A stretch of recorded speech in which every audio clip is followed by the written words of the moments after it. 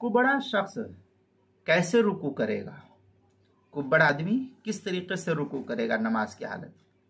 चुनांचे कुबड़ा शख्स जिसकी कुदरती हालत रुकू की कैफियत तक पहुंच चुकी हो, उसके रुकू करने के लिए बस इतना काफ़ी है कि वो अपने सर को मज़ीद कुछ झुका ले। जैसे लोग बसा औकात बैठ करके नमाज़ पढ़ते हैं या चेयर पर बैठते हैं, कुर्सी पर बैठ करके नमाज़ पढ़ते हैं, तो जिस तरीके से रुकू के लिए इस तरीके से झुकते हैं और सजदे के लिए थोड़ा ऐसे झुक जाते हैं, तो ऐसे ही ये जो कुबड़ा आदमी है, झुका हुआ आदमी है, ये जब खड़ा होगा तो जिस हालत में वो खड़ा हो सकता है उसी हालत में उसका वो क़याम है।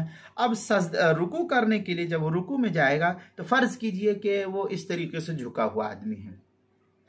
अब वो रुकू ऐसे ही क़याम भी वो कर रहा है। अब इसी तरीके से जब वो क़याम कर रहा था, अब रुकू में जाएगा तो क्या कैसे पता चलेगा? तो रुकू में जाने के लिए फ़ुक़हा लिखते हैं कि ये थोड़ा सा ऐसा झुक जाएगा, बस ये उसका रुकू शुमार कर लिया जाएगा। इसे सर झुकाने से उसका रुकू दुरुस्त हो जाएगा, क्योंकि उसको इसी पर कुदरत हासिल है।